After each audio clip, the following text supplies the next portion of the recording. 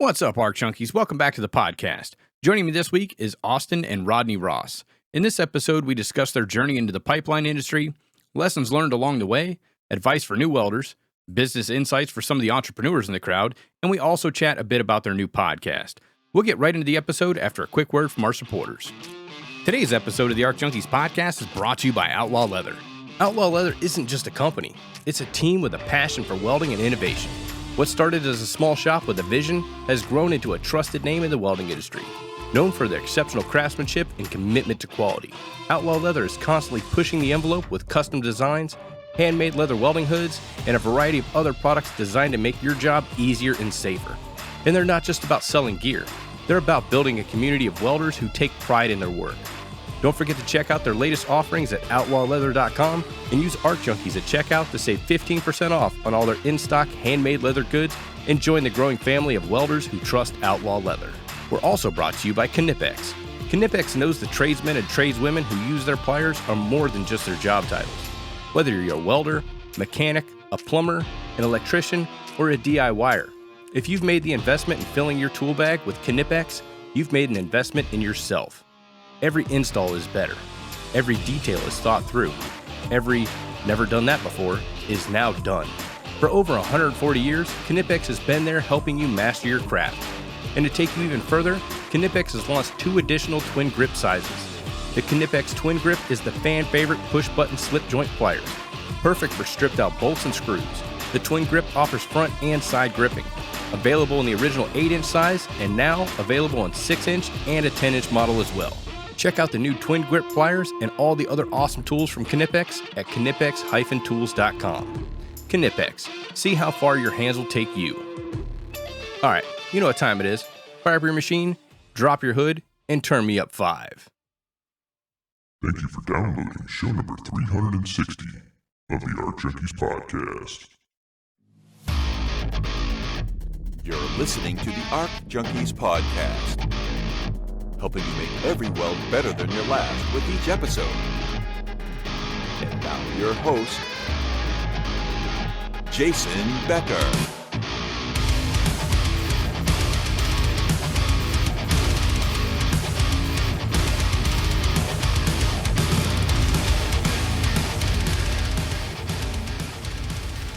All right, Austin, Rodney, welcome to the Arc Junkies Podcast. How y'all doing?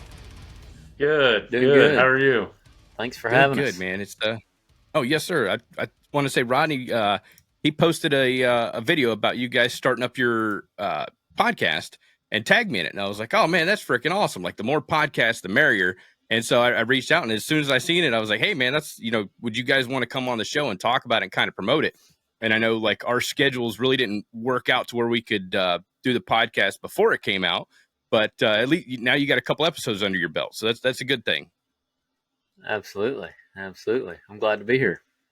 Thanks for having us. Austin, I want to say I think I followed you originally because I was working with weld.com and doing some stuff with WeldTube, and I wanted to learn more about the pipeline industry. And I know between the two of you, you guys have damn near 30 years of experience on the pipeline. But Austin, yeah, I watched a lot of your videos. I think the first one I ever saw was how to fix or dress up the inside of the pancake hood to get like a custom fit for it. So I watched that one as Outlaw sent me a pancake hood, and it's got like that balsa wood box on the inside. And as I'm watching, I'm following you step by step, learning how to do that, and then watch some of your videos on how to do the bell hole and all that cool stuff. I just thought the pipeline industry, it's a completely different area of welding that I've just never been familiar with. There's not a lot of pipeline here in Florida unless it's water, and it's usually plastic. So I kind of want to talk to you guys about the pipeline, and then kind of get into some of the stuff that you're currently doing now. Sounds good, man. Totally. So when did you guys go to school together? Like, did you learn to weld together? No. So I'll take this one since I'm the older brother. Got to throw it out there. There you go. Now everybody knows. Answer that question. Yeah. Get it out of the way. The I thought you were beard twins maybe gave it originally away. until I heard the first podcast. Yeah. So in our hometown we have a Votech, and they let you go take a class your junior and senior year. And so that's kind of where the welding started. And I was, what, 2 years ahead of you, Austin? Yeah. Um, Grade He keeps wise, bringing yeah. that up, don't he? yeah. Oh, yeah. But that's kind of where it started. And in that school, they taught you how to take. So in Oklahoma, you got to take the. I'm trying to think of the technical term. Oklahoma's the state steam test or card. is steam card, and it allows you to weld on pipe in Oklahoma. So it was literally you could either TIG, root, and hot, and then 7018 all the way out, or you could do a uphill 6010 and 7018 Arkansas bell hole or whatever. So, anyways, that's where I got started, and then went into welding on drilling rigs, and then met people and got onto a pipeline. In short form, that's kind of what happened, and I'll let Austin tell his side of it. So to answer your question, no, we did not go to class together. I don't even think it. Well, I barely missed you because we went to Votech with guys that were old. Like it was common to.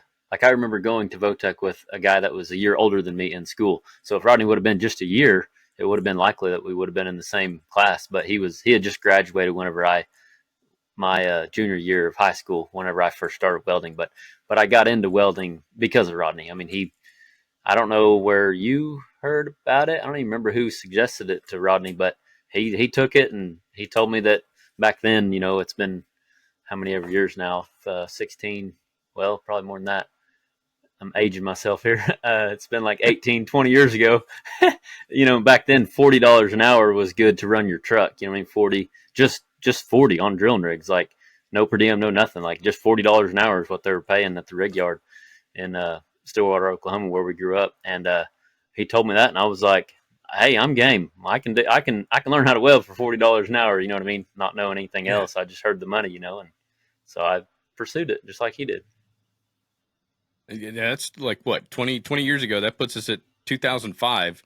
Yeah, $40 an hour. That's pretty damn good money. Yeah. Oh yeah, absolutely. Yeah, especially when I was used to making $9 an hour doing concrete work. We both grew up doing concrete work for our grandpa, and so anything was better than concrete work. Anything's better than concrete work. Rebar is almost better than concrete work, but I think I'd rather do concrete than rebar. Well, I guess rebar is part of it. Yeah. It is. Yeah, we had to do because I did structural steel ironwork, and we had to do rebar from time to time. And like I always try to avoid that stuff like the plague. I was like, man, that stuff don't pay enough. Like unemployment pays better than that. I'll sit at the house and draw unemployment if I do that. But no, I went out there. I did a couple rebar jobs and stuff like that. But it was the first time my foreman come up. He's like, "Hey man, I need you to go to bust rods today." And I was like, "Why would you want to bust rods? I mean, like you're supposed to keep the flux on them." He's like, "No, jackass, I want you to go bend rebar." And I was like, "Oh man, I don't want to do that." It was, but I did it. It paid the same. And that's the thing that a lot of people in this industry they get too proud, and like sweeping the floor. It pays the same as grinding down a root pass. That pays the same as running the bead. It pays the same as bending the rod. Like all that's it all paid the same. So I was always never too proud to collect a paycheck. Sure, Totally. sure.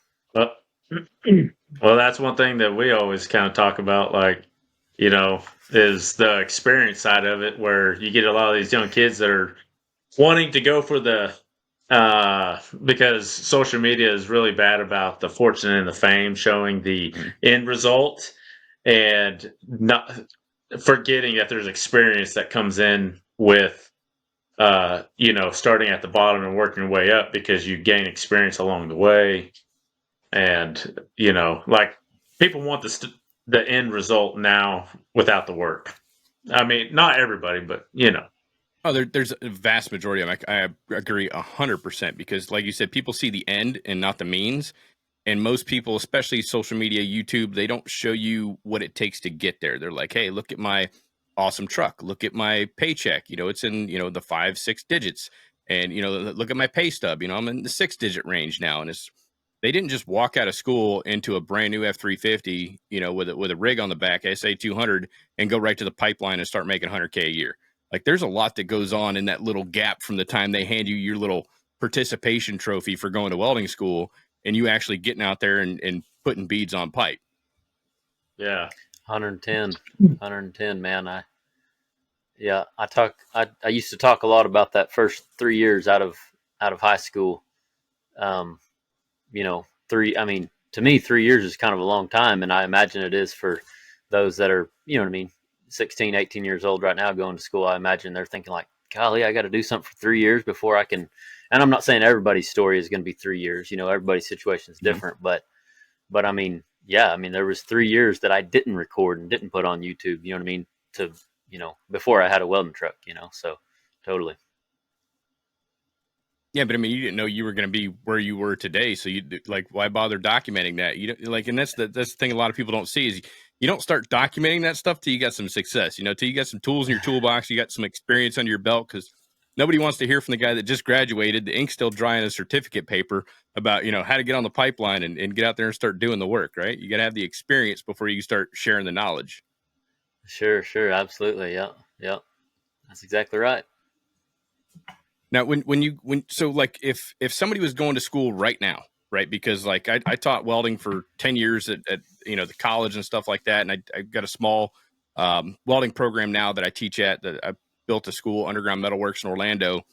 It's just for short-term training, but for the students that are in school right now that want to get on the pipeline, what would you tell them to focus on right now if that was their end goal by graduation?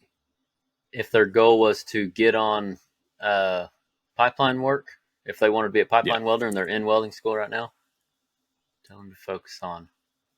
I would say focus on stick welding. Burn stick rod on everything you touch. Stick rod. As far as just a basic answer, that's what I would, because of that experience. I guess I would also say I would also kind of say steady job, preferably a welding job, obviously.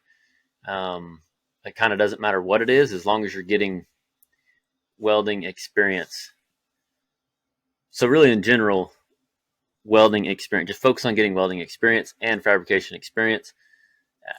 I say all this because that it benefited me. I ran a MIG gun for those 3 years. I did stick and TIG as well, but primarily it was MIG, and it still benefited me whenever it come to pipeline welding.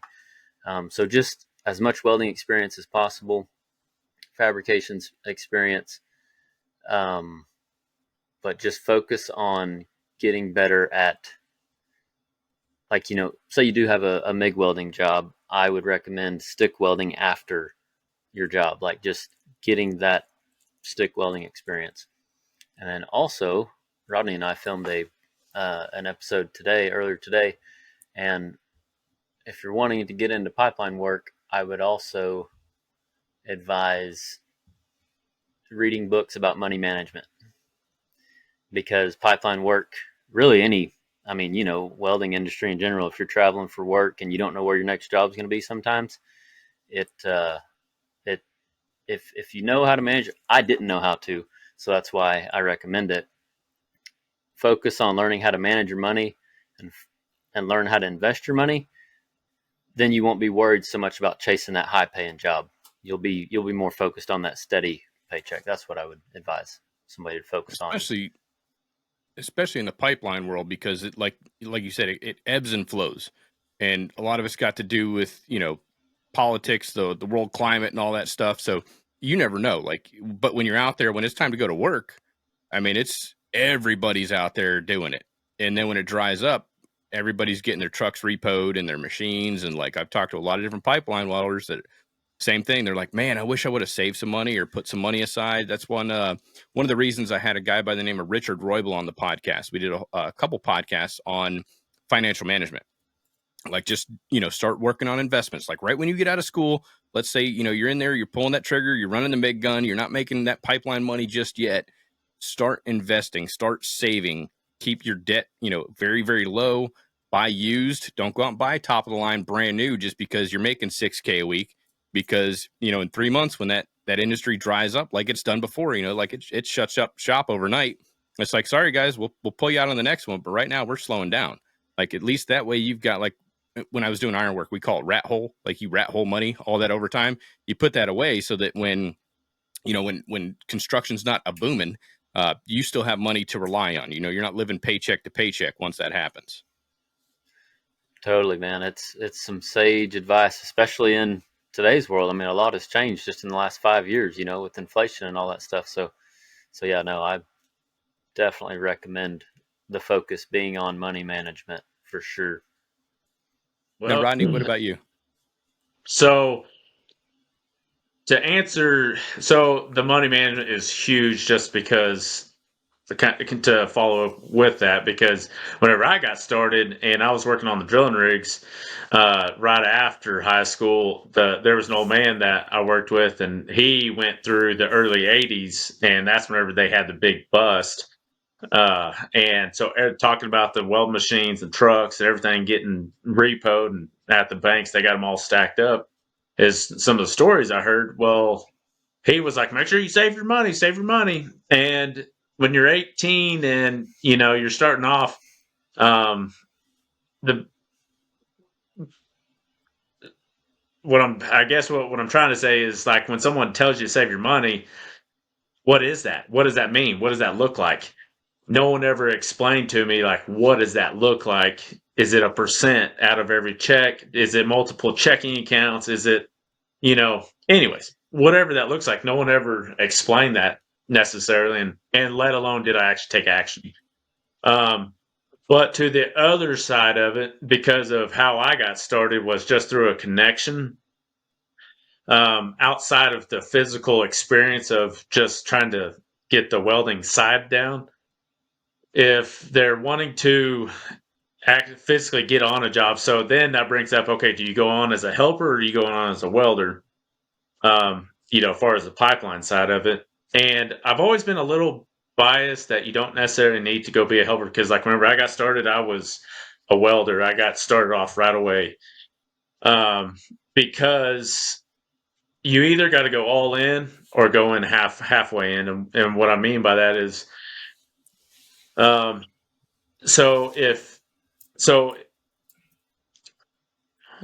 see, because there's like two different areas that I could go down, and I'm trying not to get like too long-winded on it.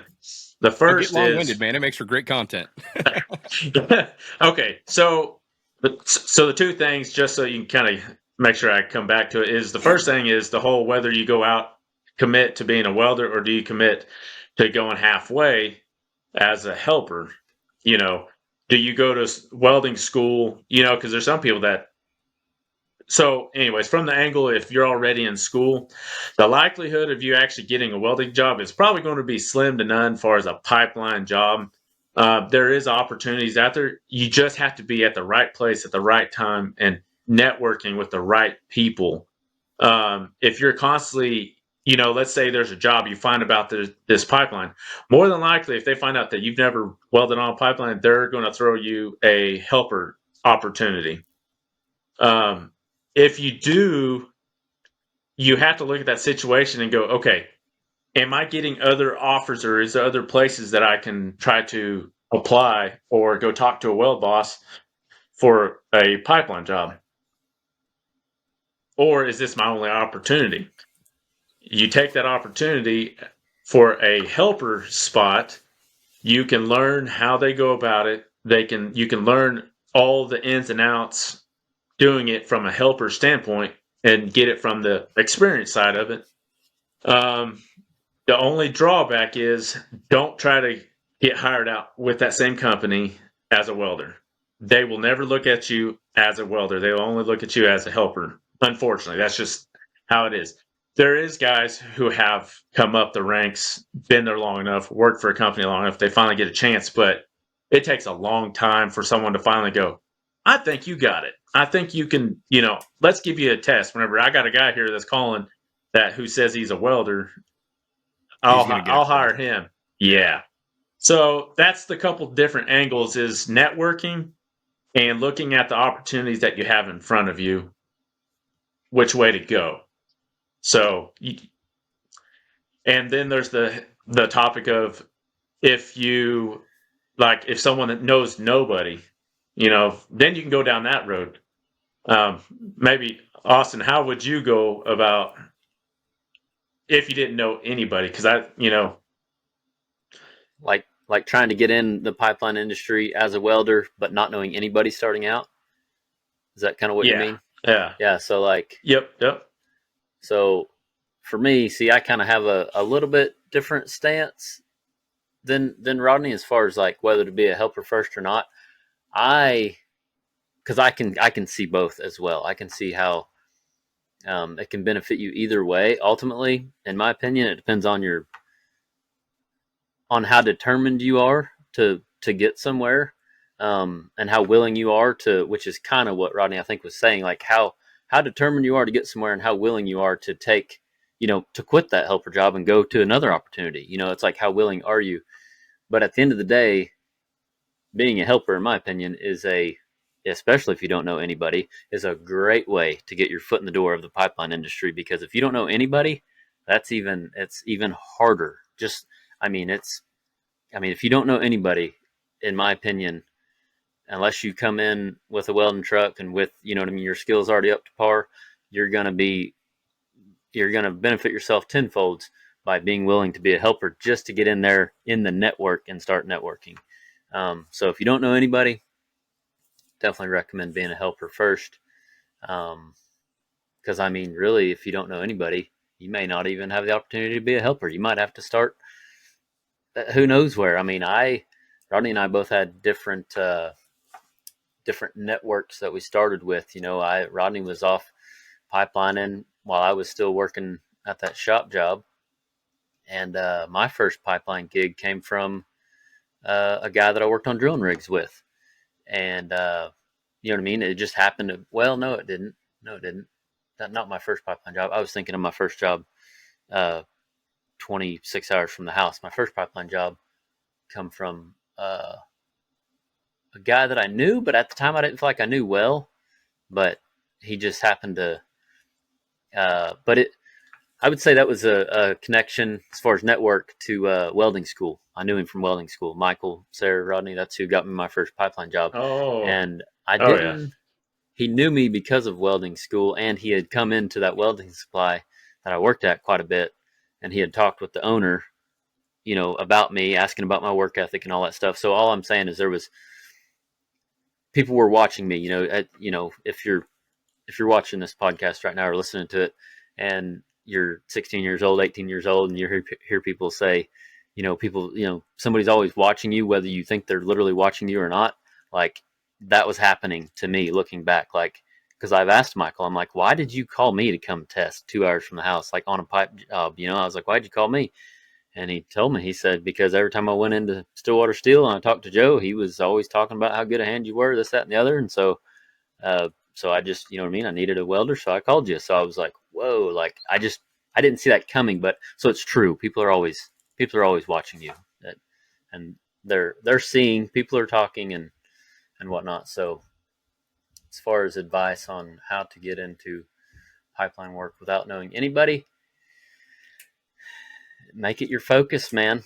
You got to make it your focus. That focus thing is huge. That's one thing that's heavy on my mind looking back on my career, focus, how big a deal that is. Yeah. I said discipline's a big one too, because discipline is doing the right thing even when nobody's watching. But as you mentioned, somebody's always watching. Somebody's always there. They see you taking extra breaks, waiting for your plate to cool while you're in welding school all the time. Man, it's been letting that plate chill out for 45 minutes. It's below room temp. Get back in the booth.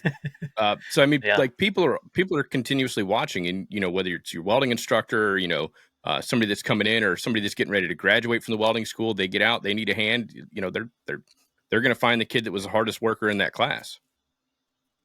Because they saw your work ethic firsthand when nobody was watching, Yeah, yeah. I love I love being older. It's so neat to me getting older because I slowly feel like I've had several moments in my as I age of feeling like that elder that used to, talk to us when we were younger.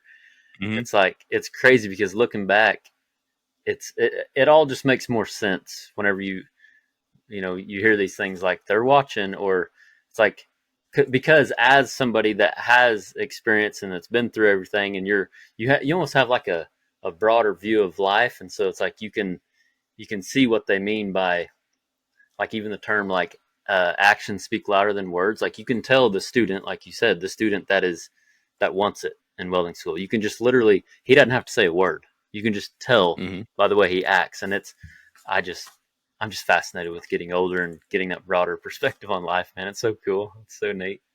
I would tell you, like I told my kid, don't grow up too fast. He keeps telling me, man, I can't wait to grow up and turn 18 and this, that, and everything. I'm like, whoa, pump the brakes, bud. Like you're gonna look back and you're gonna wish that you were back in high school. That's gonna be some of the best times of your life because once you get out, once you start paying taxes, it's all downhill from there, bud. Like you got a pretty good setup. Like mom, she's cooking and cleaning for you and whatnot. I mean, they do Yeah, chores around the house, but and I take them to work with me and put them to work and I pay them, but um, like that's funny. enjoy that time now. I mean, it's great getting older. Like you said, you can kind of look back. You can see like almost a crystal ball. You look at some of these kids and you're like, oh yeah, I can see what you're about. Just because like I Yeah. was there or I know somebody that was there, Oh and you yeah. try to. It's cool because you get to pass on that advice from your experience. It's like, hey, watch out for this because I went through a similar situation. You can kind of pass down some of that sage wisdom that you kind of cut your teeth on coming up through the industry and in life. I never really thought about it that way. I mean, it is kind of cool getting old, but it also sucks some days when you're like, why is my shoulder hurting? I didn't do.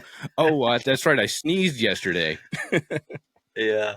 Yeah. No, it's a good reminder. It goes both ways. I mean, you know what I mean. It's good to stay. It's good to Oh yeah. enjoy the moment and enjoy being young for sure. I don't disagree with you. Yeah. Yeah, enjoy your youth. Yeah. Oh man.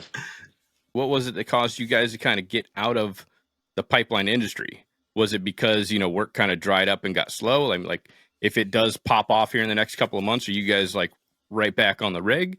Or are you going to keep doing what you're doing now? Go ahead, Rodney. Well, so for me,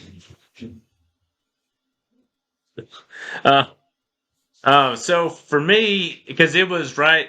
So my daughter was born in 2019, and I was still pipelining, and so she was about 6 months old whenever about 2020 rolled around. Well, yeah. So I was working like 6 hours away, and so I was driving home every week, and I seen how much she was changing. Like every weekend that I came home, I'd come home Saturday night and leave Sunday night, and so between that and then when 2020 rolled around and the whole world shut down, well, they'll as a pipeliner, you go into survival mode, so you just start trying to find side work. I went and worked for another fab shop here in town, or not in this town, but in the next town over, and then another pipeliner, a friend of mine, he was like, I started thinking like I was like, oh, I know some oil field connections for this company, and the guy was like, why don't you just start your own and do it for yourself? I'm like, yeah, let's. Great idea. Sounds like a great idea. And so, anyways, and it was a combination of things. 2020, when it sounded like nobody could find work for almost a year. I mean, I knew a lot of guys that were out of work that were, so it kind of propelled into that. But prior to it, Austin and I kind of talked a little bit about it. Like, there was a couple entrepreneurial things that I was looking into. I thought about selling gloves and, try to just a couple other little things. And then it turned into, well, I got a welding truck, so why not just start trying to find some work? And around here, there was a necessity. There's a couple of shops around here, but in the last 5 years, one of them went out of business, the other one shut down, and the shop that I bought ended up was another shop that they were closing the doors. So it was an opportunity, and so Don't get me wrong. There's, in the entrepreneurial life, there's times where you want to go back to pipelining because you could go make some quick money and, you know, be real easy. But then trying to leave home and do that for a little bit is, like, to me, I feel like I got too much momentum going now to quit. And so that's in a nutshell. I would love, more or less, I would love to get into the pipe work to where I fabricate it in the shop and ship it out, kind of thing. But Well, gotcha. that's a whole nother animal in itself. So, For like new but yeah, construction or shutdowns, turnarounds, or a little bit of both. basically like any type of stuff, like compressor stuff, like any type of fittings and stuff, like One Oaks around here, and so I've met a few guys, but it's trying to get on the MSA, like you have to have an MSA to get, and insurance and all the other things that cost an arm or leg just to have. So if you don't have that kind of work floating, so just kind of one of those things where, but so to answer your question, basically, if we can fabricate it and ship it off, I would totally do it. And if it involves some installation type stuff, I would look into that too. But so yeah, like essentially, I don't plan on going back to pipeline, but if there's ways that I could get a piece of the pie, I wouldn't be opposed to it. Oh, for sure. Yeah, I mean, there's a lot of work that goes into it other than just being out on the right of way. Yeah, totally. What about you, Austin? So I, in 2019 was my last pipeline job. It would have been the beginning of 2019, and for the first year, I would say I was waiting / looking for a pipeline job. And I'm a 798 member, still carry a book. And nothing after that first year, I decided to quit waiting and just push on the at-home stuff again. It's something I was really familiar with, mobile welding just around the house. I have several, I mean a handful of people that know me around the house, that I work for, or I just know somebody else. That's what I did before I went pipeline. It was just mobile welding for farmers and stuff, building a little fence, building whatever. I was the guy that didn't say no to anything before I went pipelining. And but anyway, so I just decided to focus on that because work did get slow for me, and I didn't want to turn in my book. And so it was because work slowed down. That's why I transitioned into doing the home mobile welding and focusing on our online business. Building courses like we've done, and just focus on the YouTube channel. So yeah, it started out not by choice, but then it was by choice to to push on it. Kind of one of them deals with Rodney and I talked about it earlier in our podcast we filmed earlier today. It's at some point, or no, we didn't. Maybe I'm thinking about what you just said. Anyway, at some point you got to decide, or yeah, Rodney talked about it in our podcast earlier. At some point, as a pipeline welder, because that's kind of what we talked about, was transitioning from pipeline to owning your own business. It's like at some point you have to go all in, because if you don't do that, you're never going to gain any momentum with your own business, because your customers are always, you're only going to attract customers, or you're only ever going to have that deal where it's like you're only going to attract customers that know your situation or whatever, and like you can't fully commit, because you might get a call to go on the pipeline type thing. So at some point you have to, you can't be happening. Yeah, you know what I mean? So that's what I finally did. I was like, I'm not going pipeline, and I'm just going to stay here and focus, you know what I mean? And even then, with my situation, it's weird because we put more focus in the online thing, which is, I always say it's new to me. It's not new to me as it is some people, but it's still, I'm very much not as tech savvy as people think. And it's like, it's the whole tech thing, the YouTube thing is a huge learning curve to me. Like it's, that's why we've taken so long to delegate stuff. But anyway, so all that to say is, I said I was going to focus on the mobile welding stuff, but then the online courses and stuff kind of took hold, and that's what that's what we gravitated towards. Again, trying to be better entrepreneurs. We tried to focus. You know what I mean? That's a common thing that a lot of us struggle with, is focusing, because especially with the online business, Jason, you probably know, it opens up tons of opportunity. And if you don't decide to focus, you can get distracted, like bad distracted. So anyway. Yeah, I want to say like 2022 is my year of no. Just because you said like doing the online thing, whether it's social media, Instagram, podcasting, YouTube, it opens up so many doors. It becomes a floodgate. And my problem was I wanted to say yes to everything, because my thought process was, if I turn this down, nothing's going to come after, because every time I say yes to this, something else comes up, and I say yes to that, and then something else comes in, and I keep saying yes, and more things keep coming. And the day that I say no, everything's going to stop. The floodgates are going to close, and I'm going to be sitting here, like, what happened? What did I do wrong? And it's, like, you got to figure it's a delicate balance between that, trying to figure out, I got to bring in enough work, but I don't need to overwork myself in the process of doing it. And you had mentioned entrepreneur a couple of times. Austin, I know you're a big reader because you sell awesome bookmarks. But Rodney, are you a big reader as well? Yeah, I mean the audio, but okay. I'm right there with you. I'm the audio guy. Have you guys checked the book The E-Myth?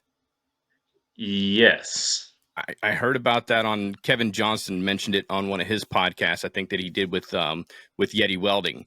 And so, like, as soon as I heard about that, like, as I'm riding into work, I stopped at a red light, downloaded the audiobook, started listening to it right after the episode. And I was like, damn, this dude's been reading my mail, because you've got, like, what they talk about. You've got the entrepreneur, the manager, and the technician.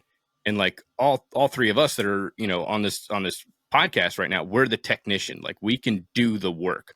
We get satisfaction from doing the work. We know how to do the work, whether it's, layout, fabrication, welding. Like, I got that. I can open up my own business doing this.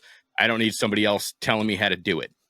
But we don't know the business side of it. And that's the hard part. That's where I've been struggling quite a bit lately, because I've built a bigger business in the past 2 years than I've ever built before opening up the school and the testing center.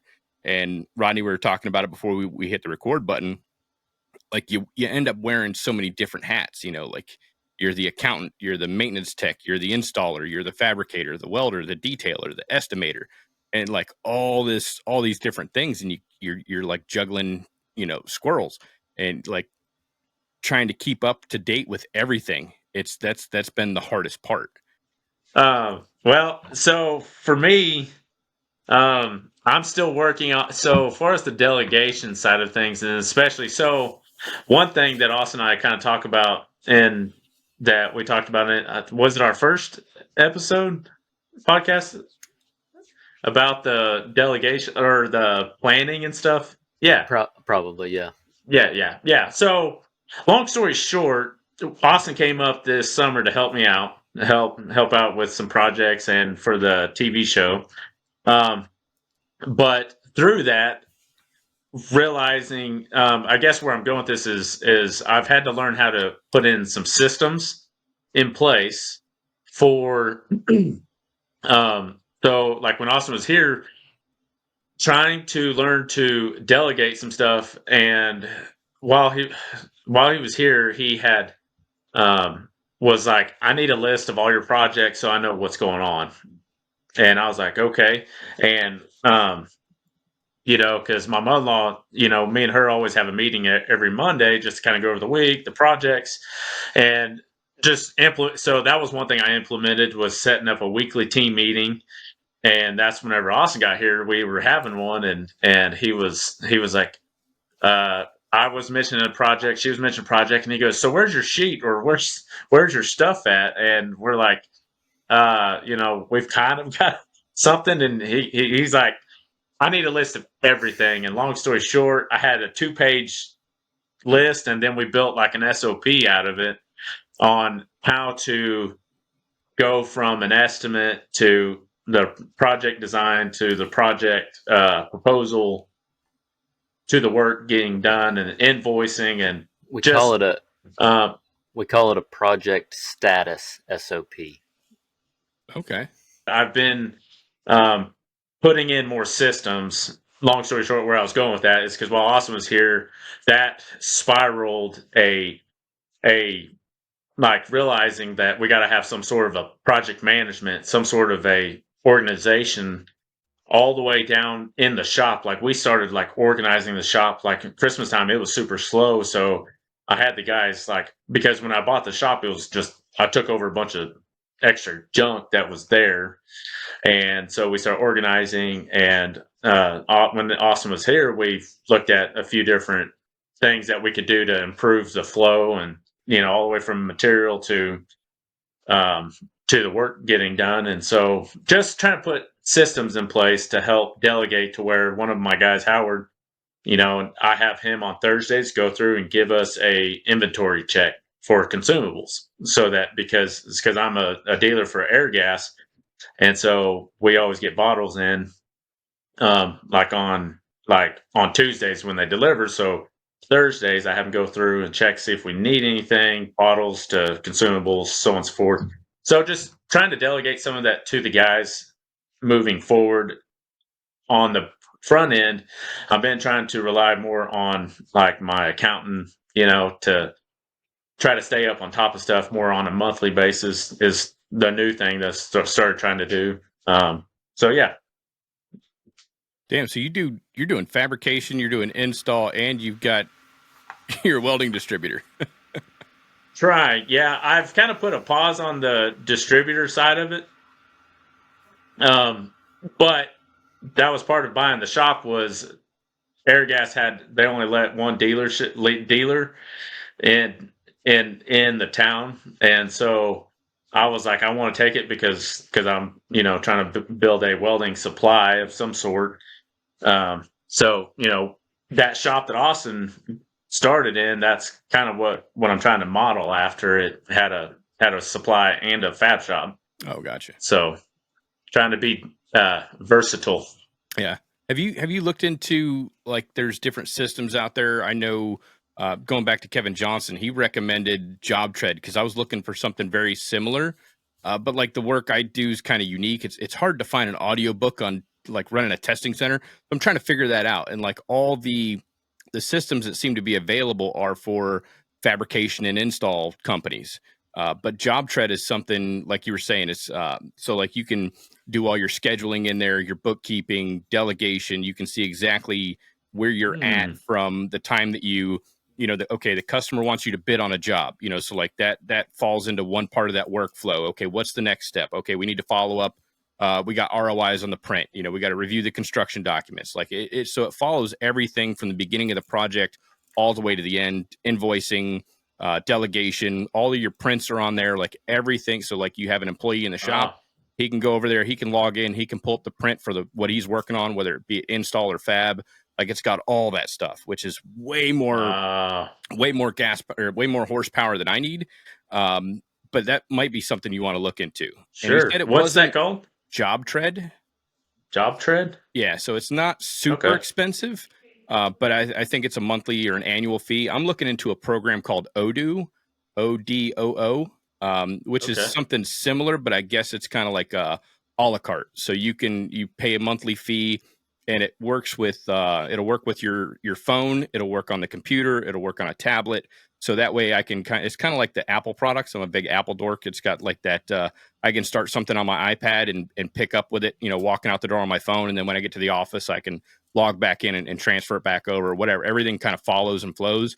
With that Odoo, I guess one of my former students that took one of my comprehensive classes, he was telling me about it. But that's something I got to look into. But again, it'll do like workflow tracking because all my stuff's like up here. And it's not, that's as we age, this is not a good storage facility. I've got to get rid of information before I can bring new information in, right? Yeah. I got to send some stuff to the recycling bin before I can, download any new programs. So that's something that I was looking into, but yeah, check out that JobTread. Yeah. And like I said, I'm going to try Odoo. Austin, that might be something that Odoo that you would want to look into as far as like scheduling your episodes, planning out your classes, doing the curriculum, doing all that online stuff, because like I said, it's kind of a la carte. So you just pick the apps that you need that are relative to your business. I'm definitely going to look into that. I appreciate the recommendation because, yeah, I'm definitely seeking.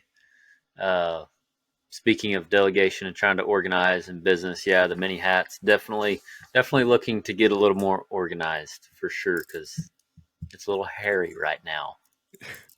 It's the thing. Like I hired an editor for the podcast just because doing the school, the testing center, the volunteer work, and all that stuff that I do. It's like, man, I typically record on a Thursday night, and then I'll let the podcast sit for till Sunday, and then I'm out here Sunday morning.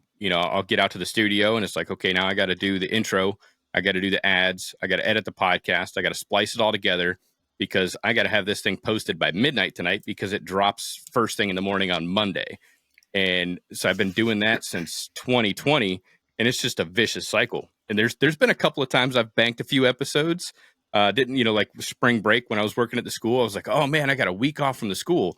Cool, I can record like 4 or 5 episodes this week. And then I'd sit back and get a couple episodes out and scheduled for release. And I was like, okay, now I can take a breather. And so you take a week or two off, and next thing you know, I don't have any more banked episodes. I can see Austin's look on his face. I'm preaching to the choir here. Yeah. Dude, yeah, I can relate. That vicious cycle, you said it. Yeah. And if you don't start delegating, it'll create burnout. I mean, I'm essentially in the midst of it right now, to be quite honest. You know what I mean? Delegation is key, man, when it comes to business. You got to learn how to do it. All right, we're going to take a quick commercial break. This segment of the Arc Junkies podcast is brought to you by the International Welding Bureau, your all-in-one solution for navigating the welding industry. The IWB simplifies everything from managing certifications and accessing a comprehensive WPS database to connecting you with opportunities and resources that matter. It's a platform designed to save you time, improve efficiency, and keep you ahead in a competitive industry. Whether you're upgrading your skills, refining processes, or looking to connect with industry professionals, the IWB gives you the tools you need to succeed. Visit internationalweldingbureau.com today and experience the future of welding all in one place. We're also brought to you by Walter Surface Technology. Need to remove stock in a hurry? Check out the new FlexCut XX. It's built for ultra-fast material removal on steel and stainless. Effortlessly cutting through mill scale, its self-sharpening ceramic grain blend and smart resin technology expose fresh grains at the perfect time, giving you the best balance of sharpness and long life. Plus, the open diamond cut pattern prevents clogging for a smoother, longer-lasting performance on flat and curved surfaces. The FlexCut XX gets the job done. Click the link in the show notes for a free on-site demo and a free Walter grinder promo. We're also brought to you by Everlast Welders. If you've been waiting for the perfect multi-process welder, it's here. The new Thunder 215. This compact powerhouse offers unmatched versatility, running on a dual voltage, 120 volt or 230 volt, so you can take it anywhere. With the 215 max output for TIG and MIG and a 35% duty cycle at 200 amps and an unbeatable 5-year warranty, this machine is built for serious welders who need performance and reliability. The Thunder 215 is loaded with features like an intuitive 4.3-inch HD full-color LCD screen, advanced MIG and TIG options, and even a synergic power set mode to make setup a breeze. And here's the kicker. All of this is available at an incredibly low price of $1,250. As a listener of the Arc Junkies podcast, there's even more.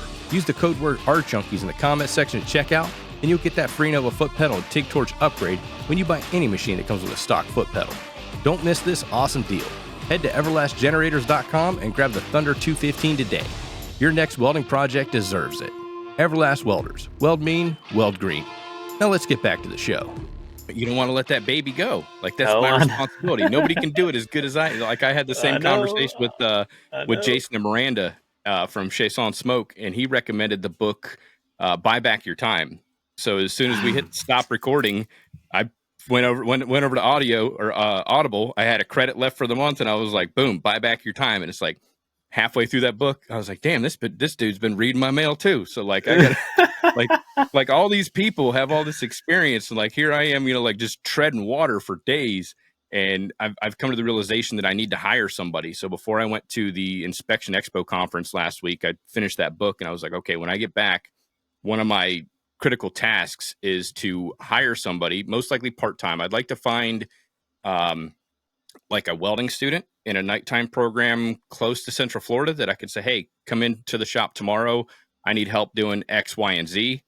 And it's just like miscellaneous organization, cutting materials, getting things prepped. But I could also show them inspection, like how to do inspections, how to perform weld certifications. Like a bonus would be like, hey, you want to get a welding cert? Cool. Go grab 2 plates out of the back. Let's set something up and we'll rip it out. But then also having somebody that, not like a golden arm, but like I develop procedures from time to time. And I've got usually a network of people that, because I don't want to perform the welds that I'm doing the procedures on, because that just ethically doesn't look good that Jason performed the welding, Jason inspected the welds, Jason tested the welds, Jason filled out, that doesn't look good. So I like to hire out that portion of it. And that'd be another side task that I would need also. Like, hey, here's the mission, like we have to weld these 2 pieces of material together, this process, this filler metal. You're going to do the welding.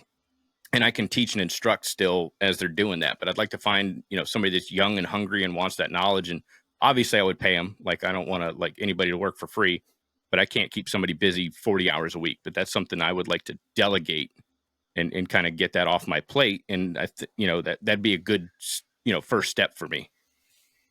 For sure, man. And that's a word that Rodney and I have been using is like integrating. And I think part-time and like contract help it's definitely key again to dipping our feet into that delegation pool. You know what I mean? Because we're so, used to doing everything ourselves. It's that's intelligent, it's smart to, you know what I mean? To know, know your business well enough to know what you can afford and just to communicate that. Like, look, you know what I mean? This is all I can do right now. So if it fits you, then great. If it doesn't, you know what I mean? It doesn't, so. But I say that to say that's part of like integrating people into your business is utilizing that part-time help. So yeah, man, I love it. I could talk to you all day long about business, man. I love this conversation. Oh yeah. I was never big into business until I got into it. And it's like, what the hell did I just do to myself? I had a steady paycheck and like I had benefits. What am I doing? But I don't think I would go back. Well, you've got a big vision, man. I can already see it. It's going it's somewhere. Awesome. I love it, man. I do. Well, that's like, thank you. That's the way I can relate is like the next thing that, is like, I need to find a foreman to help lead the shop. Like, I had a young man last year and he'd come out of school and it was kind of one of those deals. He'd been there long enough. I was like, well, I'll just do like a shop lead, someone takes on some responsibility, not necessarily like take on the full thing, but just like someone you can lean on. And he ended up, leaving to go do bigger and better things, which is fine. But like trying to find that someone that's there for the team, and how do you express it to where they can, that they want to share your vision and try to help take it to the next level. And like Howard, like once he gets all experienced up, I mean, I think he'll make a great guy. But he just needs experience. But he's great with customers, man. You think, Austin? I don't know. I was going to ask you. I mean, he is. Oh, well, I don't think you've really told me that. I don't think you really told me that. Oh, yeah. But that's good. Yeah. No, like because like talking about trying to delegate, well, I guess I'm training him to be that kind of a guy right now, because we've got like a work order ticket. So if someone walks through the door, we're like, whatever you do, get their information right off the bat, like put it on this piece of paper, whatever they need, for invoicing purposes and just to have their information. And all the time, man, he's like, all right, if you would, I mean, so polite. And he's like, got good customer, he's like, all right, if you would just if we can get a little information from you. I mean, just like, like putting butter on bread, man. He's just, awesome. He's really good. Cool. So that's cool to see. So, it's cool to see and watch and for you to be doing that with him. That's cool, man. I've said it thousands of times on the podcast. It's like, when it comes to employees, you got to train them well enough to leave, but treat them well enough to stay. And so you have to keep training them, keep giving them opportunities, keep giving them responsibilities. Then the delegation is going to get a little bit easier. And I'm purely speaking as like an employee that's worked other jobs and stuff before. And like, how do you like you were saying, how do you get them as passionate as you are about, you know, running the business and being part of the business and being on the team? You've got to make them feel wanted. You got to give them those opportunities. Because if you're stonewalling them the whole time and you're like, here's, you know, just a little bit of that carrot, you know, but you're never going to get the full stick. Like you got to keep them, you got to keep building them up, and, you know, they'll be loyal employees. And that was always my case. Like I think I opened up my own business because I was tired of dealing with all the BS of upper management. Like all those opportunities that I had for growth and a sense of belonging and all that stuff got just completely demolished. And I was like, well, that's pretty much what I was here for, was opportunities, growth, and to be on the team. And, you know, like you all have decimated that. So I've gotten a reason to stay. I'm going to do my own thing over here. Yeah, for sure. And I would, you guys both have touched on it now, the how difficult it is to communicate like your vision, and like your how difficult it is to communicate that vision to where they can be as bought in as you are. That's hard to do. I mean, it's really hard to do, but it's yeah, that's just one thing I thought of that Rodney and I have talked about quite a bit, because but yeah, Jason, I think, I mean, everything you just said, I think is, I mean, pretty on point. You have to be rewarding is the word that comes to mind for me. Like you have to be rewarding them for, you know what I mean, what the efforts they're putting in, if they're putting in those, you know what I mean, if they're showing you that they want to be a part of the team, and if you're rewarding that, like, I mean, that's like, I'm like you. I feel like that's one of the reasons I'm in business for myself, is because, like, a lot of, like, not that I've given it a huge chance, but it's hard to find a company to work for where you feel, especially, I hate to say it, but especially in this industry, I feel like, you know what I mean? And like I said, I haven't been around the world, so I don't know, you know what I mean? But I just know that the welding industry can be a little bit rough around the edges, and it's sometimes hard to find that place where you feel, you know, like you can grow, and like you can expand, and like you can get profit sharing, and, like, you know what I mean? Like actually feel like you're part of a, you know what I mean, a bigger thing. And so, but yeah. I think that the industry, like our industry, has kind of done it to ourselves, both as the employer standpoint as well as the employee standpoint, because a lot of employers, you know, they'll go out and poach other people's good employees. They're like, hey, I'm right across the street. I'll pay you $1 an hour more. And that employee that you thought was loyal, you know, like they're going to drag up. Like they come back from lunch. They're like, what are you doing? Well, I'm dragging up. The guy across the street is going to give me $1 more. Yeah. Okay. Yeah. If that's where your loyalties lie, is, you know, go across. I think we've always done that to ourselves because we're willing to go down the road for another $1 on the hip. You know, it just, and the employers have, you know, they've kind of come to that conclusion that nobody's loyal, you know, past a certain dollar amount. So, you know, why bring them in and try to make them feel wanted? And I'm sure it's like that in other industries. I think probably blue collar trades in general, because at the end of the day, we're all showing up for a paycheck. Like I don't show up to work for a pat on the back, but I mean, it sure is nice once in a while, you know, tell somebody they did a good job and like make them feel part of the team and you know, worthwhile. Not just a number. Yep. Well, one thing that I've tried to build as far as morale, I mean, it kind of starts off a joke, but it's the one thing that, so if the guys decide to show up, you know, a minute late, couple minutes late or whatever, so instead of trying to chew them out, what we do, the rule is that everyone has to applaud them when they walk through the door. I don't know if that's going to help morale. Well, you know, because I do it jokingly, because like, you know, because like, I've always hated, like, if you show up 2 or 3 minutes late, you know, because most time you've got your guys that are your 7:05ers, you know, then you got your guys that are the 10 minutes before. But and my guys know that, like, I'm not going to harp on them about it. I just like to, you know, like, give them a hard time, you know, like, and I encourage them to do it for other people, so that, you know, just try to lighten it up, that, like, you know, I'm not going to ream you about it. Now, if you show up an hour late, we're going to have a different conversation. Right. But, you know, right. So I don't know. I personally think, Rodney, I think you do. I told you this the other day, but I think you do a good job with morale. And another aspect to that is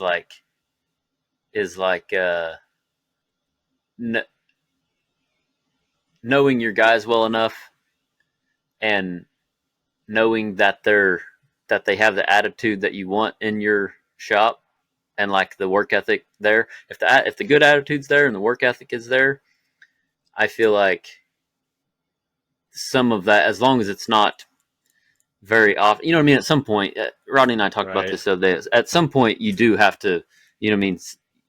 Come in and say, hey, this has got to change. But at the end of the day, it kind of goes back to like pick your battles. You know what I mean? Because it's like if they have a good attitude and they're good at what they do and they're growing, it's like it's hard to pick that battle because is it really worth it? You know what I mean? Like, is it? Because in my opinion, like if I go up there to help Rodney, I would rather focus on morale and making sure I have people in my business that want to be there. You know what I mean? Because at the end of the day, if they want to be there, that kind of eliminates some of the other little issues that we might want to nitpick. You know what I mean? I think you do a great job at morale thus far. Appreciate it. One of my foremen told me when I was walking across coming across the site late one morning, he goes, "Hey man, if you can't get here on time, just get here when you can." Like, yeah. Okay. Yeah. I get the message, but like, he didn't bust my balls about it. It was like, okay. Yeah. Like it was a funny way to say, hey, like you're late. I know. Like, again, it goes back. People are watching, right? Yeah. Now, Austin, you're still running like in-person classes and stuff too, as like another leg of your bit, or another arm, whichever way you're looking at the body, another part of your business. Tell me a little bit about your in-person training. So yeah, we've done one workshop so far, and we've got yes, it's a branch workshop. It's a 12-on-12 branch test. I invite people to Cushing, Oklahoma, or elsewhere. We're actually putting one on in Spearfish, South Dakota in May. So the location's going to change, but I invite people to come in person. I supply the pipe. They got to have their own welding rig. And I just teach them how to do the 12-on-12 branch primarily because it's one of the most common pipeline weld tests still to this day, along with a butt weld and several other tests depending on the gas company. But that's one of the most common pipeline weld tests is a 12-on-12 branch. And so, yeah, that's what our in-person workshop is right now. I've actually, after doing the first one, I'm like, wow. And like seeing how little experience those guys had that came, all of them had an average of like roughly a couple of years of welding experience. And it was crazy to me how beneficial just doing the branches to anybody looking to get better at any skill. Like if you're going to run a welding truck and you're going to run a torch and you're going to have a stick welder,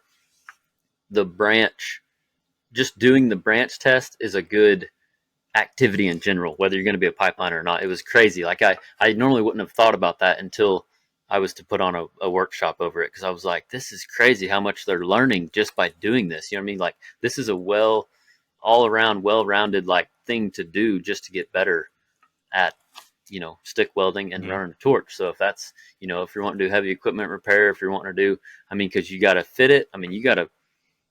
Both of you have done enough repair work or random work that like, laying out stuff, because I teach them how to lay it out, laying out, and then running a torch, and then running a grinder to get it fitting good. Like that's all in the branch. So it's pretty neat to me. Like it just opens up a lot more marketing opportunities, I guess you could say, because it's not just for pipeline welders. It's obviously, that's where it stemmed from, but honestly, it's a very well-rounded. So yeah, that's what the in-person workshops are. Plan on doing, I don't know, 2 or 3. Start them off like basically just here's 2 pieces of pipe. Let me show you how to lay it out to where you can cut the hole in one and get them both beveled and saddle the other. Yeah. So the first workshop, we started out with just a 3-foot piece of pipe, and we laid it out and showed them how to lay it out. But yeah, that's how it starts, is with a piece of pipe. But this next one I I might start it out with 2 pieces of pipe, a 1 foot piece and a 2 foot piece, and you put your 1 foot, saddle your 1 foot piece and get it fitting good on the 2 foot piece, also known as the header or whatever. But yeah, just start out with 2 pieces of 12-inch pipe and 375 wall, and show them how to lay it out and take them through each step. Yeah. Now, are you running, when you do that, you run, I'm assuming, because like I said, I don't know much about the pipeline industry. I'm assuming like 60-10 or 80-10 route, and then 60-10 to 70-10 hot pass, and then 70-18 fill and cap. So I just used 1/8 60-10 for the root pass, and then we ran 532 80-10 all the way out is what I did on this. But I'm thinking, I don't know how I want to structure it yet. Just like anything, I'm kind of like learning as I go. Each one I'm trying to, but I thought that it would, because there's pipeline weld tests where you got to weld with 70-18 bead, 70-18 filler cap, all of it, you know what I mean? So it'd be beneficial for them to practice with 70-18, any kind of welding rod, you know what I mean? So as far as the welding, as far as this, this workshop, I don't know if I want to structure it to be like, what do you want to weld on? Like you can pick your welding rod, bring your own welding rod and practice with whatever you want. Weld part of it with 70-18, part of it, you know what I mean? It's like the options are endless as far as how I want to structure it, but because it's all beneficial, you're going to get, because if you pipeline long enough, you're going to run into all those situations. So it's all good to practice with. But most of my experience is with the cellulose, 60-10 and 80-10. So that's what I had them run on the first workshop. Okay. Yeah. I didn't know that they made, funny thing, like till I went to Weld Tube, I didn't know that they made anything higher than a 60-10. I was like, what do you mean 70-10, 80-10? I mean, it makes sense, but like I've never seen them on a job site, especially down here in Florida. It's all 70-18, man. It's like Frank's hot sauce. We put that shit on everything. It's either that or flux core. I love it, man. It's crazy, man. Yeah. That's why I love meeting new people, interacting with different parts of the world. I mean, you know what I mean? Because we only have our experience of life. You know what I mean? And the world's big. So I hear you. You don't know like what you don't know. Rod. What's hippie rod? Yeah. Well, the worst kind of rod. So Austin and I have both taken. So there's a test out there, and why it's even a test, it's so dumb. But it's with 70-16 for the root pass, and it's almost like a 70-18, but it's softer. Oh my gosh, it is. Yeah, it is a hideous. Softer. Okay. Yeah, it's basically like putting 70-18 in with a root pass. And I've had to do it on a branch, and I've had to do it on a regular 8-inch bell hole, or just a regular 8-inch pipe. First time I heard about it was from Austin, because were you in Colorado when they made you to take that, or was that in Cushing? The first one I took was for DCP in Cushing, 2-inch and a 6-inch. I had to run it on the bead, but I can't remember if I had to run it in Colorado or not. I haven't had a lot of experience with it at all. It was just that one test, and I practiced a couple nights before or something. But yeah. I heard it's not a fun rod. I was going to ask you guys about that because I watched my buddy Scott Wachowski's got a testing center out, Republic Testing Labs in Houston. And one of the videos that they did for their Instagram, well, I mean, they just went out there and filmed the guy, but he was kind of like doing a 4-part series on running 70-16. There's another rod I'd never heard of. I was like, it must be a pipeline thing. And I watched the video because I'm intrigued by it. Like all things welding. The more I learn about welding, the more I realize I know absolutely nothing about welding. And I watched this guy. They did like a 4-part series on, how to run this 70-16 rod. I was like, that's pretty interesting. And I wish I would have known. Ugh. It's still on there. Go to I hope I never have to touch it again. See, I'm like the opposite. I want to kind of. I'm definitely more focused on like learning how to build a business right now. But like, I guess to me, I see that the industry's headed that way. The pipeline industry is headed towards using more 70-18. They have a downhill. It's actually like 90-45. It's a downhill low high rod. Have you heard of that, Jason? Mm-mm. Yeah. yeah, so they've been running that on pipelines for, since 2019 for sure. I don't know when they started. I think it was fairly new in 2019, but anyway, the industry is transitioning. I say transitioning again. I can't really know. I'm not in cahoots with everybody, but I just know that they're running a lot more of it because it's less likely to crack. The cellulose rod, what they've had trouble with on pipelines over the years is cellulose rod. The hydrogen. It's more brittle, so it cracks.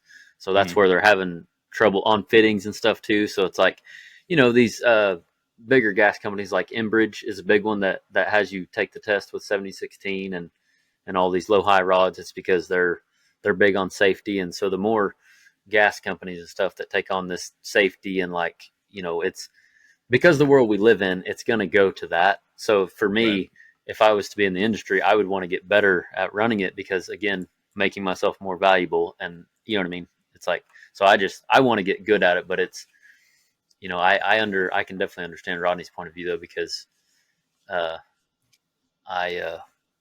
kind of like I always say, I don't know how true, I always say I fell like on the line between like the old school and the new school because of I just feel I'm in that age where I can relate with like younger people, but I can also relate with the old school guys just because of who I was raised around. So it's like, and that may not, I'm sure a lot of people feel that way, but anyway, I can definitely see it from Rodney's point of view too, because I love welding with a downhill rod. It's fun.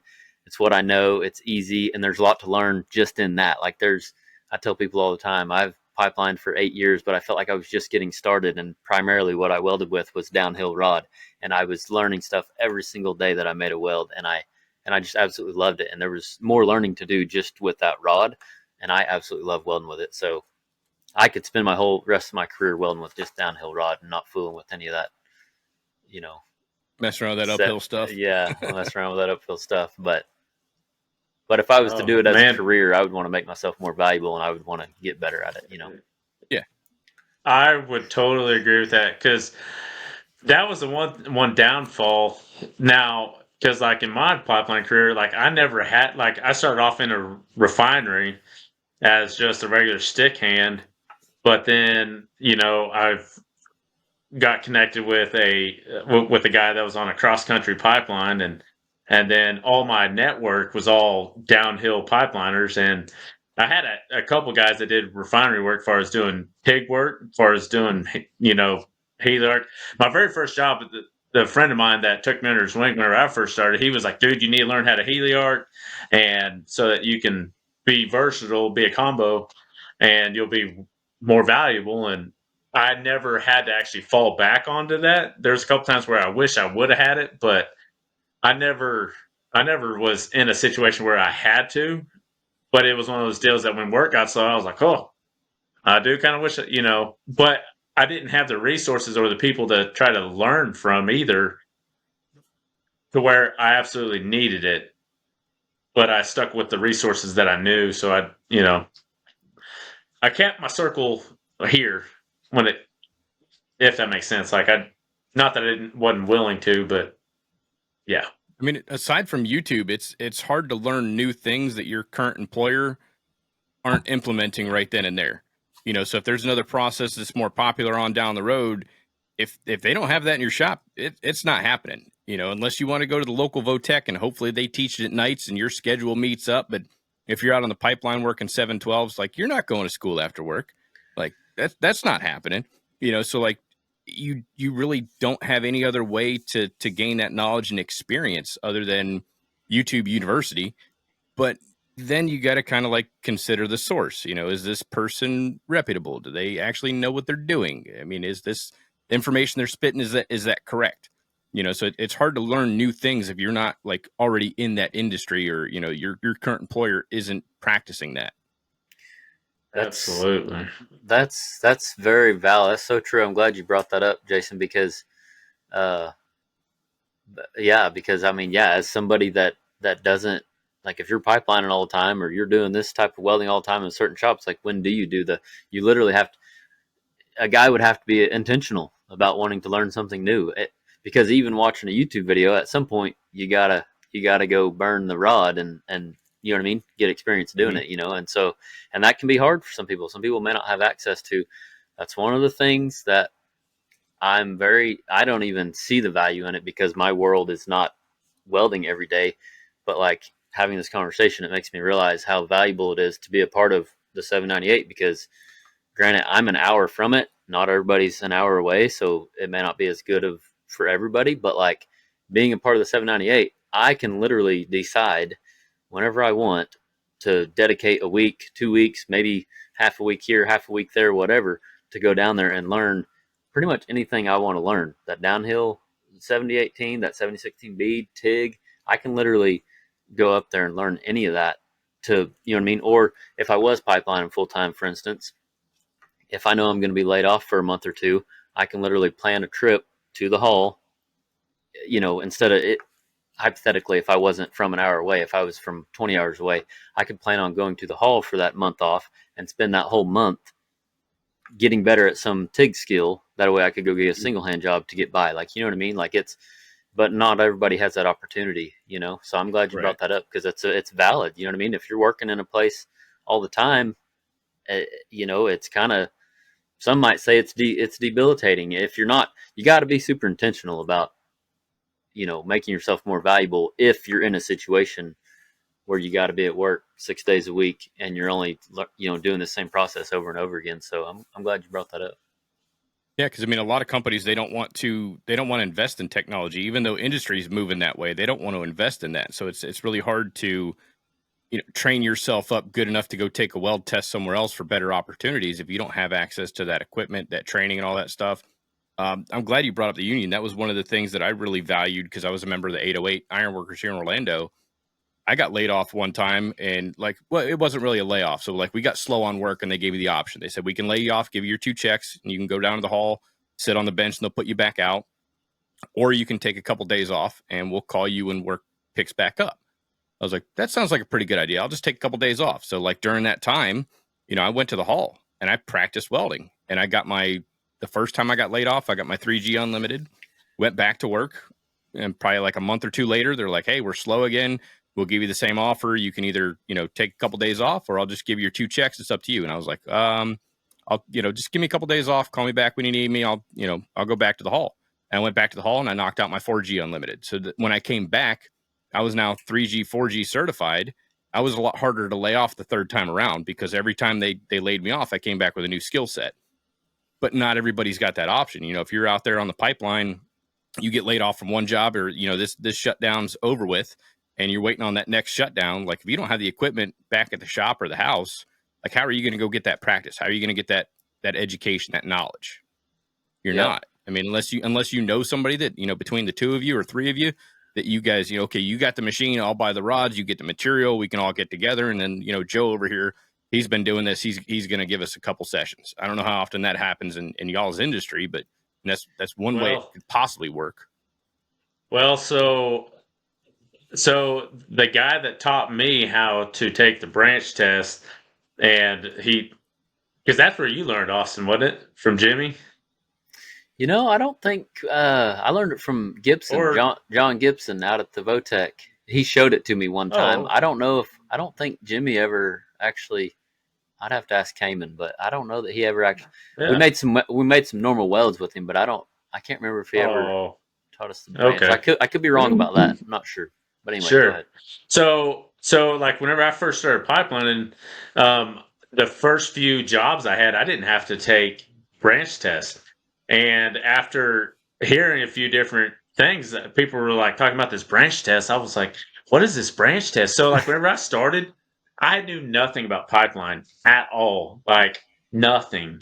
I barely knew about drilling rigs and in the refinery, so after hearing about it, I was like, man, I need to learn how to take these branches. I need to find somebody. And so what I did was I went to my welding instructor, and he wasn't a pipeline welder or anything. He just knew a lot of people. And I was like, hey, do you know someone that knows that would be willing to teach me how to do this branch test? And come to find out, he got his connection through Michael Sayer, Austin. I don't know if you knew that or not. I did, yeah. Oh, yeah. So small world. And so I called this guy and I was like, hey, I just got off of a job and I had like a full box of rods. And he was talking about starting up like a little welding school or something. I was like, well, what if I give you a box of 3/16 80-10 rods? Would you show me? I mean, I was bartering. Uh, and he was like, yeah, you come on down. And anyways, and so he showed me he showed me that. Spent a day there, just one day. And then I went and landed a job where I had to take this test, and I had a branch test. Well, I busted it. Yeah, didn't work. It closed up on me. I couldn't get it. Luckily, it was one job where they were like, as long as you pass the bell hole, you can work on the fire line, but you can't do tie-ins, or you can't do any fabrication. I was like, all right. Well, after that, knock on wood, I never busted another one, but it was after that I learned what not to do. And so anyway, talking about trying to find someone, there's people out there. You just got to call enough people. And especially today, if I would have had Instagram and social media, like trying to find someone in my area, I feel like I would totally start putting posts out there. Hey guys, I'm looking for someone to teach me. Like, does anyone in there, like we're in a whole different age. I mean, that was back in 2008, I think, whenever I was learning that. That's the thing that come to mind for me after both of y'all, what you both said, or this whole conversation. The thing that has come to mind for me is how important a network is, because if you know the local, if you're in cahoots or you go visit your local welding school, local high school, whatever, like you might have an opportunity to practice something out of Votech. You know what I mean? But you gotta get yourself out there, and you gotta go, because again, you may not know them, but if you might go visit and you might get to know them, all of a sudden you can make a phone call and be like, hey, can I come practice some TIG one day? You know what I mean? And it's fresh on my mind because James Brower, Rodney, he come and welded at Anthony's. Rodney and I's brother-in-law teaches at the Votech where we went to school at. And he's got a good friend of his that pipeline welds, and he was wanting to learn how to do some TIG to, again, make himself more valuable, because he pipeline welds, I already said that. But and so he was over there practicing one day whenever I was out there, so that's why it's fresh on my mind. Like, network is what I'm saying, like literally. And like you said today, it's you can network right here, baby. You know what I mean? Yeah, right on the phone. I mean, that's the cool thing about social media, especially like we were talking about the older generation and the younger generation. We're kind of smack dab right there in the middle. So I can kind of see how when you see a young person on their cell phone, oh man, they always got their face in that damn glass screen and this, that, and everything. Like, get out there and go to work. And well, they could be actually working while they're on that phone, networking, developing connections, lining up the next gig. So I mean, having access to social media, and now you don't just have access to the local welders in your area. I mean, you got access to welders around the world.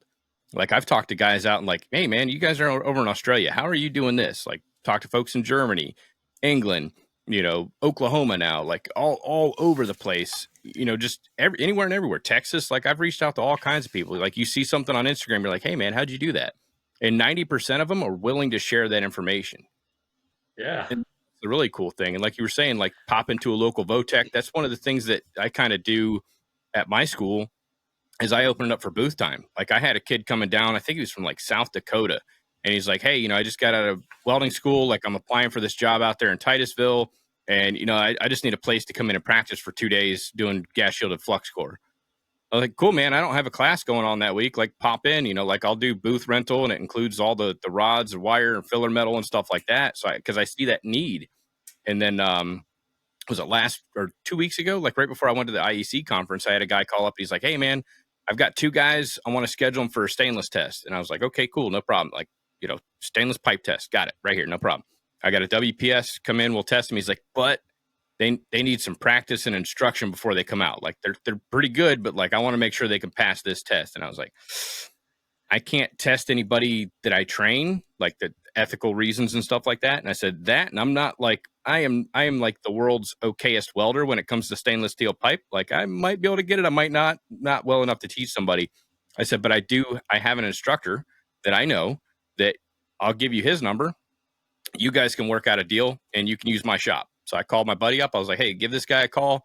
So he's going to bring him in there for like 3 or 4 training sessions. They'll test, or they'll train with him. And then once he says they're good to go, like I'll take over and then I'll test them. But there's not too many places you can go to do that. Yeah, that's awesome, dude. That's so interesting, man. That'd be a good deal for you, Austin. You can, if somebody's passing through Oklahoma and they're like, hey man, I got to go do a branch test in 2 weeks. Like, come on out, I'll give you a private session and, I'll show you exactly how to do it and prep it and put it all together and weld it out. And here you go. You come in there and hang out in the yard for a couple of days, weld it out, and then go take your test.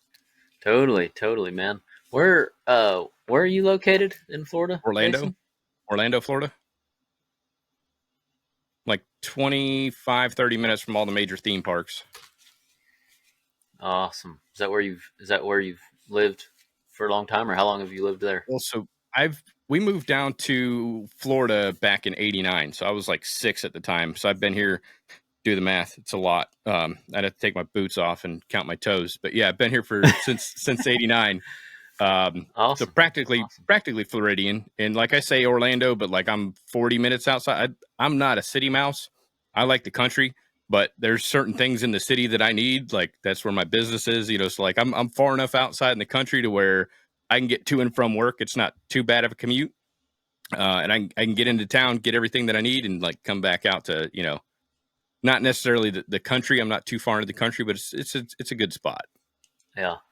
I've got a guy that's reached out to me and wants me to do like a mobile workshop, and he's in Florida, but I think he's in isn't Orlando southern Florida? We're pretty much smack dab in the middle of the state. Oh, okay. Yeah. So if he's northern, Bell like is where he's at. Where at? Bell, the town of Bell. It's west of Jacksonville, I think. Okay, so he's up in the Panhandle then. Almost like just close to the Panhandle. Yeah, Jackson's kind of up. That's definitely North Florida. Everybody's like Ocala, North Florida. I was like, nah, that's not too far north. Ocala's like 45 minutes from me too. I thought maybe if it was close enough, I was going to come see you whenever I go out there. If you get down this way, like come check it out. Like come check out the school. And if you want to come down here and put on a pipe welding class, let me know, man. I'll open the doors. I got 5 booths. I got the machines, everything. If you want to put on a private special class or something like that, come on down. That's one of the things I wanted to do when I opened it up, because I only do like my thing is home hobbyist DIYers and makers. Because if you want to get into welding as a career, there's a school for that. Like I don't have time to teach 40 hours a week plus do all the testing, and I like the mix. So I do want to open it up to other people that are, they're kind of at that point in their life where they're like, hey, I got some information and stuff to pass down. Cool. Let me know. We'll set up a date. You can come down to the testing center, or the school, and we'll set it up to where you can come down and do like a private session. You can have 5 to 6 people in there at a time with you and, make a whole week out of it, or do like a weekend class or something to that effect. I definitely see some collabing coming on. I'm super interested. Let me know. Then when they get done with your class, we'll test them. There we go. Perfect. Yeah, there's a lot of stuff we can do with B2.1. It's like ASME Lite. It's very, very similar to ASME Section 9. Okay, you're speaking a little bit over my head, but I believe you. You. So like pressure vessels and all that stuff. Okay. Right on. Yeah, we could figure it out. Yeah, there's a lot of cool stuff we could do. I'm looking forward to it. Put that on your flow chart. Well, gents, it's been a blast chatting with you. Before we get out of here, where can people find you? Rodney, I know you did a recent, a show, Building Outside the Lines. Good, plug that as well, so people can find that. Yeah, totally. So I'm a part of a show called Building Outside the Lines. You can find it on Magnolia Network. I believe you can find it on Discovery Plus, Hulu, YouTube. There's a few of the places, but Max is also another one of the places where you can find it. There's 2 seasons, and so we're so you can check it out. Really cool welding projects and stuff. Austin even got to be a part of it this season, building my daughter's playhouse that just aired this last Thursday. Oh, cool! So that was super cool. But yeah, you can find me also on Instagram. It's my main one, but I do have all the other TikTok. I have a YouTube. I don't, but yeah, mid-state welding. Mid-state welding? Easy. Simple enough. Yep. On every platform. I nailed them down. I've had some people reach out to me. That's our name. Not anymore. It's not. Prove it. But yeah. Yep. Awesome. And then Austin? All my stuff you can find, I guess aroswelding.com is where you can find pretty much everything. Everything kind of stems from there, aroswelding.com. But for our online courses and the in-person workshops, you can find those at aroswelding.school if you want to go more direct to those. And then YouTube is Austin Ross and Aros Welding in parentheses, but just my name, Austin Ross. So anything Austin Ross or Aros Welding on Awesome. Instagram as well. Yep. Ladies and gentlemen, don't forget to check out their new podcast. Austin and Rodney have been doing a podcast on Austin's YouTube channel. We got to chat about that too. We need to get you on Spotify and iTunes and all that stuff, or Apple Podcast. I agree. We'll chat. I agree. I'll help you get on there. But yeah, go check that out. I know you guys are 2 episodes deep right now as of the date of this recording, probably 3 episodes by the time this episode airs. So be sure to check that out over on his YouTube channel as well. Awesome. Awesome. Thanks for having us, Jason. Yeah, yes, sir. It was my pleasure. Appreciate you having us, Jason. I'm really glad to be here. Definitely. Nice to meet you and nice to visit with you. Likewise. Hopefully you can make it down here to Florida, or I can get out there to Oklahoma at some point. I very much want to. Absolutely. Or we'll meet halfway in the middle of Texas. There we go. All right, ladies and gents, thanks for checking out this week's show. I hope you all enjoyed the episode. While you're on the app, be sure to subscribe to the show so you never miss an episode, and leave me a review if it's not too much to ask. I hope you all have a great rest of your week. Stay safe out there, and until next time, make every weld better than your last.